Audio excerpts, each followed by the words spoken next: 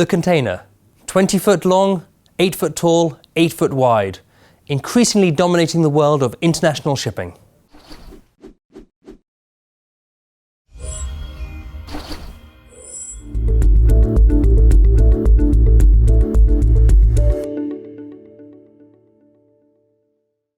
Hi, in this episode of Commodity Brief, we're going to be looking at containers. Containers have become so common in our everyday existence. These boxes, which are essentially 20 foot long, 8 foot tall and 8 foot wide, incredibly stackable, and we see them everywhere we go these days. Before about the 1960s, containers didn't even exist. And so when you were loading a fragile goods on board of a vessel, you had to be very, very careful with the packaging, with the stacking of the good, and it would take a long time to load these cargoes at the port of loading and discharge. These are mostly manufactured goods. And so almost overnight, with the introduction of containers, it meant that we could then load the goods into the container where they are produced. We can discharge them from the container where they are reaching their final destination, and they don't need to be repackaged and restacked along the way. So this was a huge change, because in about the 1960s, there was a lot of money to be made in terms of the companies and the individuals who would do the packaging at the loading ports, certainly in America, where these were coming in, around New Jersey, some of the ports near New York. And so there was huge labour strife because of containers coming in.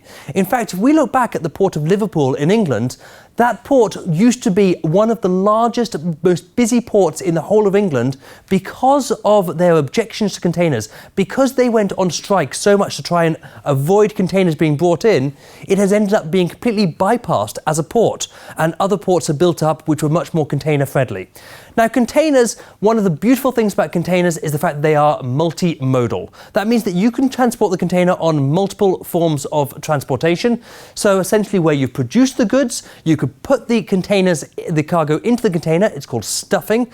And so you stuff the goods into the containers at the area where you've actually manufactured them, and then you will carry them in the same container going all the way along through the truck, then maybe by train, and then by ship, and then maybe onto another train and onto another truck for the final delivery. And this means you don't have to handle them again and again. This reduces majorly the damage, potential damage and potential theft of the goods.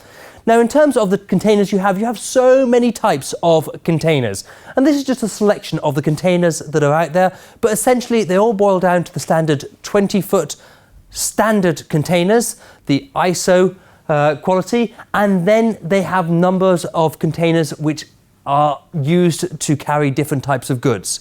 So we have containers which are used for carrying bulk wheat. We have containers which are used for carrying liquid. We have ISO containers. We have flexi bags that you put into containers in order to hold the goods inside them. And you have a number of other types of containers. In terms of the countries which are involved with the container trade, the largest exporter of goods in containers is China, by far. Then we have America, and we have South Korea and Japan. These are a lot of the electronic goods, the manufactured goods that we're buying. In terms of importers, we have United States is a large importer of goods in containers. China as well, quite large, but you notice a massive imbalance between the quantities of goods exported in containers from China and imported. What this means is that within the container world, you have a huge flow of empty containers coming from different parts of the world back to China because there are no goods to fill them, and there are specific commodities which actually live on this imbalance. And it means that they can benefit from some incredibly cheap freight rates just because they're selling goods from Europe to China. And you can literally book a container for maybe $100 for the container for the whole transportation.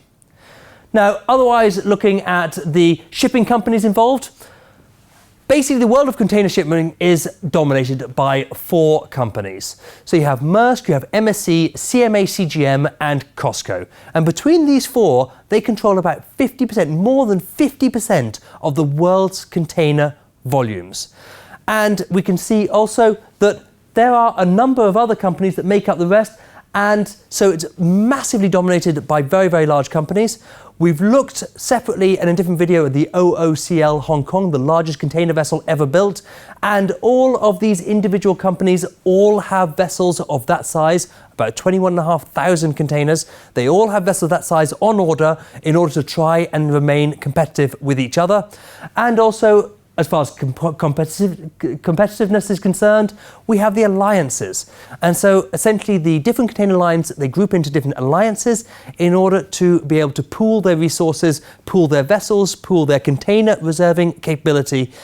Now this can be very, very beneficial because you get some very attractive freight rates, but you might not know on whose vessel your container has been placed. And last year we had Hanjin, the large container line which went bankrupt. And if they had been in an alliance and your cargo had been on board of their container ship, even if you had booked with somebody else, then you could have had a serious legal problem. So we need to be careful about these things. And while it's good that the container rates are getting cheaper and cheaper and cheaper, I think we also have to be aware of what the effect of that is and where it's like to go in the long run. Now, in terms of the leasing of containers, because a large part of the container market works through companies leasing out containers for use, and so this again is dominated by a few large companies in the sector. And otherwise, we have some very, very specific containers which generate their own specific benefits, but also create their own specific problems. So, reefers, refrigerated containers. These are excellent for transporting fruit, vegetables, a lot of meats and seafood. Now, one major problem with the refrigerated container is that if your container is loaded on board of your vessel at the port of loading and somebody forgets to plug it in, then essentially you're going to arrive at the discharging port and all of your fruit are going to be completely mouldy. So this can be a negative impact. This is also causing the demise of the refrigerated vessels, because there's no point building an entire refrigerated vessel when you can just put a refrigerated container on board of a container vessel. So essentially we're seeing massive changes because of this iconic container. Here we have a 40-foot container, but it is something that has become such a part of our lives, and it is changing the world of commodity trading as well, because we're seeing more and more different commodities being pushed into containers. Originally it was only fragile manufactured goods. Now more and more we're seeing bulk homogeneous goods, and we're seeing goods such as rice is a very good example. I remember 15, 20 years ago, back in 2000, we did not trade rice in containers, very, very, very small quantities. Nowadays, Thailand is the largest exporter of rice, and they export about 75% of their rice in containers. And we're seeing it is democratizing the world of commodity trading as well, because it means that before, if you wanted to trade a cargo of rice, you needed to go out and buy a vessel of 30,000 tons of rice, which required some really, really substantial financial capacities, about $12, $13, $14 million for the cargo, whereas nowadays, you can actually go out and sell a container of rice with 20, 25 metric tons on board, or you can sell 10 containers, and so it means that these barriers to entry are being removed in different commodities, and they're having huge impact. We can expect a lot of changes coming forward in the world of containers, and the only real question at the moment is how big are the container vessels going to get? So that brings us to the end of this episode of Commodity Brief looking at containers. Please click back soon for other episodes on other subjects. Thank you.